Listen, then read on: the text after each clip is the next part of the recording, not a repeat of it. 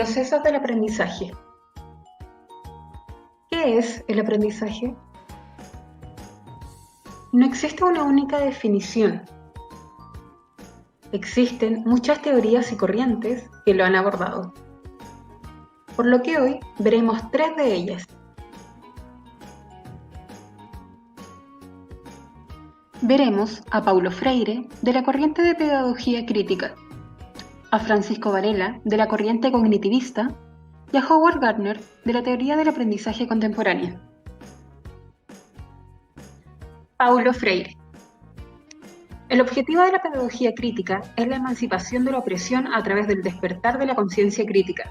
Cuando se logra, la conciencia crítica alienta a los individuos a efectuar el cambio en su mundo a través de la crítica social y la acción política. Freire buscó crear y generar conciencia en la realidad en la que nos encontramos, por lo que destaca la importancia de la educación liberadora, la cual se fundamenta en la dialéctica de la cultura, y su objetivo principal es descubrir y aplicar soluciones mediante la interacción y la transformación social, esto mediante un proceso de concientización. Según Freire, el docente debe ser un ente activo, debe enseñar a leer y escribir la historia y debe cambiar y transformar la estructura mental. Es decir, debe aprovechar las ocasiones para crear o usar medios que propicien el diálogo.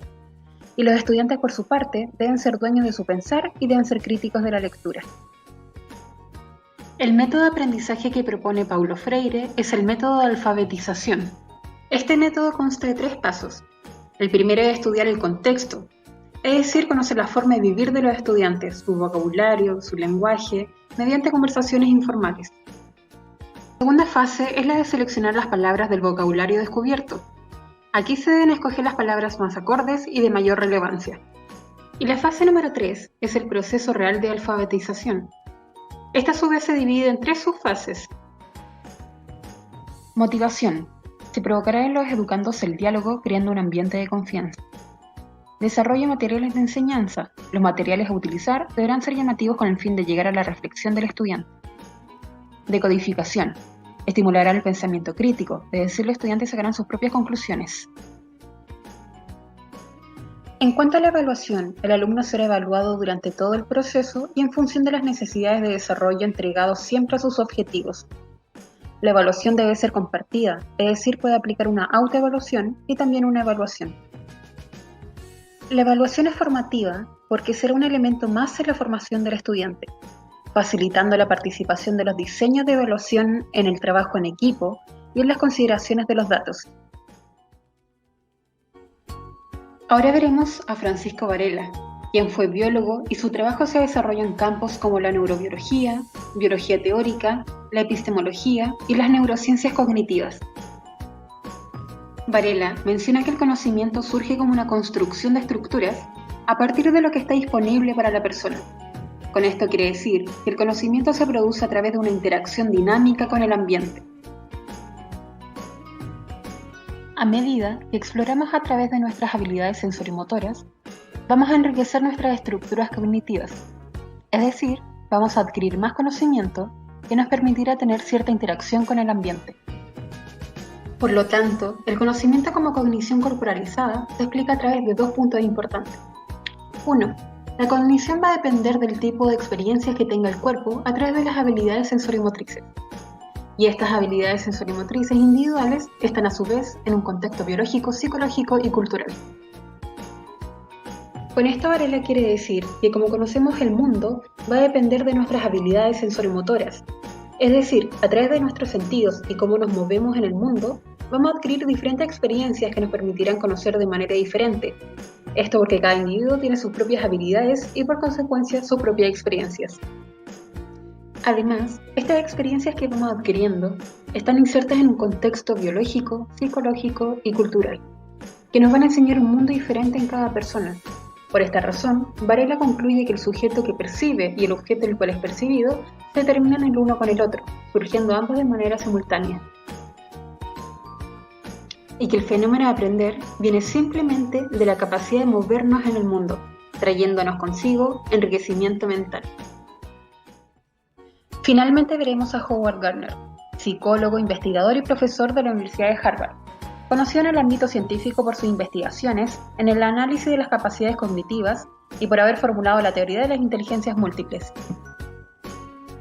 Él dice que existen varios tipos de inteligencias asociadas a diferentes capacidades, y como cada individuo posee diferentes inteligencias, tienden a aprender, comprender y memorizar de diferentes maneras. Esto también depende de la cultura, la sociedad, el ambiente y otros factores. No está de acuerdo con que todos los alumnos aprendan de la misma manera. La misma materia se puede presentar de formas muy diversas, que permitan al alumno asimilarla, partiendo de sus capacidades y aprovechando sus puntos fuertes. Propone la existencia de por lo menos 8 inteligencias básicas. Inteligencia lingüística. El lenguaje es universal, su desarrollo en niños es similar en toda cultura. Esta inteligencia es normal en escritores, poetas, docentes, líderes carismáticos y otras profesiones que utilizan habilidades como la de comunicarse. Inteligencia lógico-matemática.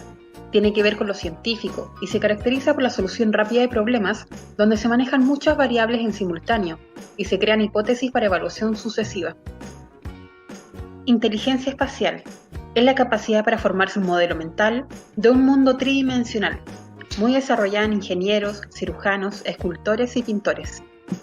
La inteligencia musical es la relacionada con los sonidos.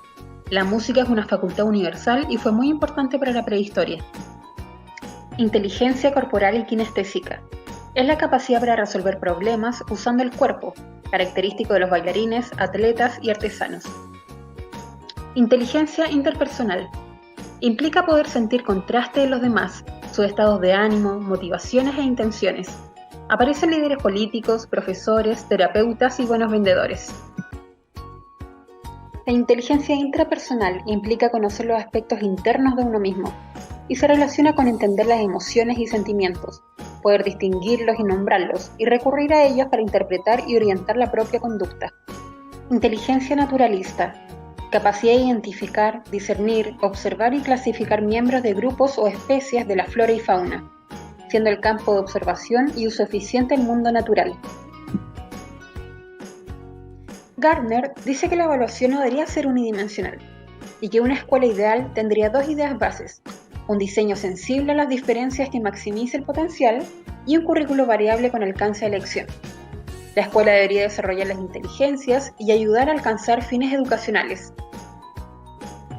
Es fundamental reconocer y movilizar todas las variedades de inteligencia y sus combinaciones.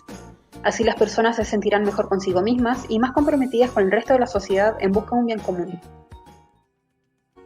Es necesario vincular las diversas teorías y enfoques de las distintas disciplinas para alcanzar un grado de comprensión mayor al que se alcanzaría de modo parcelado. Como podemos apreciar, los 3 autores le dan suma importancia a los factores del contexto en el aprendizaje. Estos autores nos muestran que el aprendizaje es transformación y que es importante que los estudiantes desarrollen sus propios talentos, encuentren significado a los aprendizajes de manera autónoma. Podemos ver que estas teorías se integran en la metodología de enseñanza Montessori, ya que además de inspirarse en María Montessori, se inspiran en las enseñanzas de Paulo Freire y los valiosos aportes de Howard Gardner. En el Centro Educativo Paulo Freire, el cual utiliza este método educativo, dice que la combinación de estos métodos permite al estudiante desarrollarse plenamente en todas sus capacidades e inteligencias. Utilizan juegos pensados en las necesidades evolutivas de cada niño y niña, y los docentes ayudan y estimulan a los estudiantes, observan sus intereses dándole la oportunidad para que los desarrollen, reconociendo los tiempos y el modo de aprender de cada uno de ellos. Utilizan juegos pensados en las necesidades evolutivas de cada niño y niña, y los docentes ayudan y estimulan a los estudiantes, observan sus intereses dándole la oportunidad para que los desarrollen, reconociendo los tiempos y el modo de aprender de cada uno de ellos. Los materiales didácticos que utilizan facilitan el desarrollo del conocimiento y el pensamiento, favoreciendo por ejemplo la concentración.